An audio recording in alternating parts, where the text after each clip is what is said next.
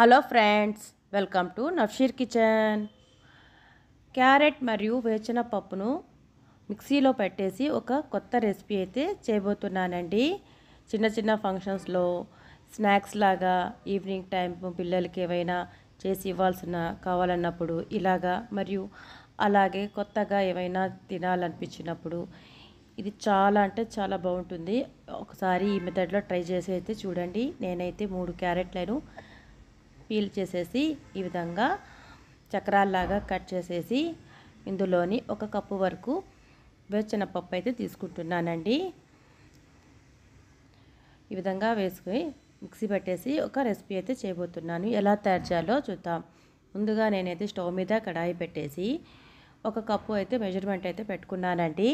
1 cup వేరుశనగపప్పును వేసేసి కలుపుతూ దోరగా ఫ్రై చేసుకోవాలండి. ఆయిల్ అనేది ఏమీ వేయకుండా మంచి వాసన వచ్చేంత వరకు మనం దీన్ని త్వరగా వేయించుకుంటే సరిపోతుంది. మరి ఎక్కువగా కాల్చకుండా అలాగని మరి పచ్చిగా లేకుండా ఒక రకంగా మనం దీన్ని ఫ్రై చేసేసుకుంటే సరిపోతుంది.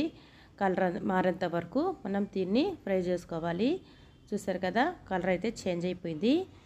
ఇప్పుడు మనం దీన్ని ఒక ప్లేట్లో పెట్టేసి చల్లార్చుకోవాలండి. నెక్స్ట్ ప్రాసెస్ ఏంటో చూద్దాం. నేనైతే బెల్లం అయితే 1/4 కప్పు వరకు తీసుకుంటున్నాను.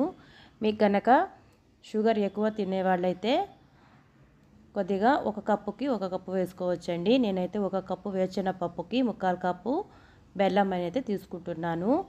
1/4 కప్పు బెల్లానికి 1/2 కప్ అనేది వాటర్ అనేది పోసేసి స్టవ్ మీద పెట్టేసి బెల్లం అంతా బాగా కరిగే విధంగా మనం దీన్ని కరిగించుకోవాలి.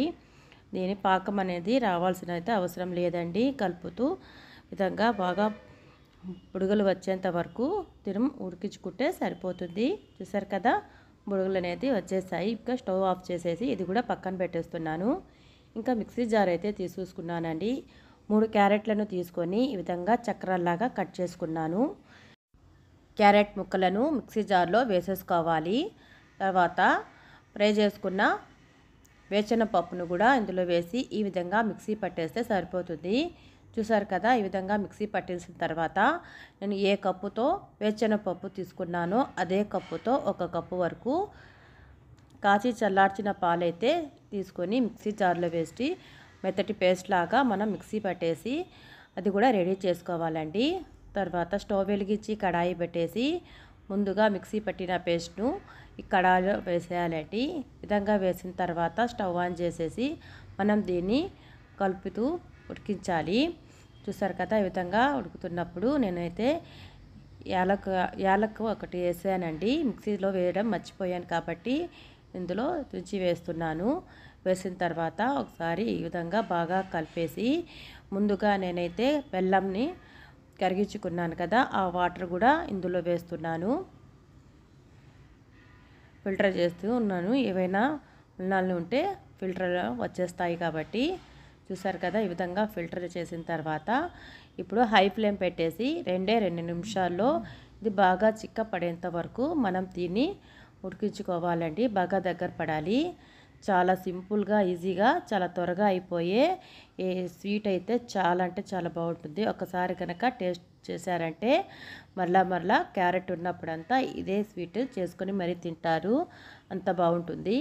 చిన్న చిన్న ఫంక్షన్స్లో కూడా ఇలా చేసి కనుక పెట్టినట్లయితే తిని మరి మీకు మెచ్చుకోకుండా ఉండలేరు. అంత బాగుంటుంది.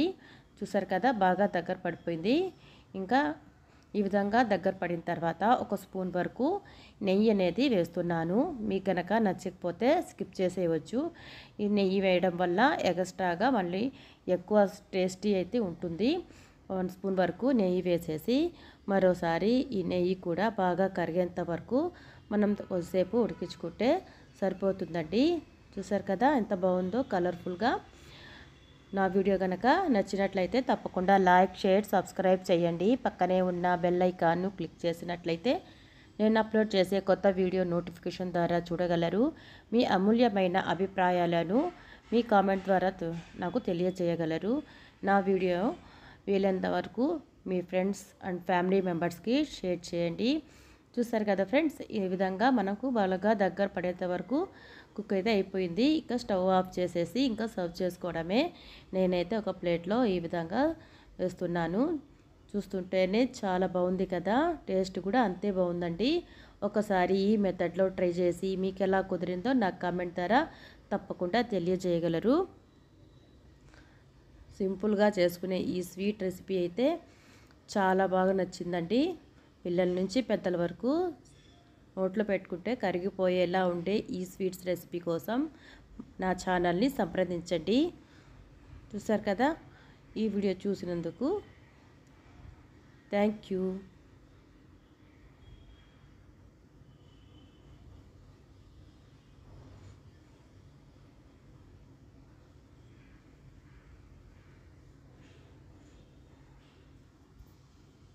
Thank you very much.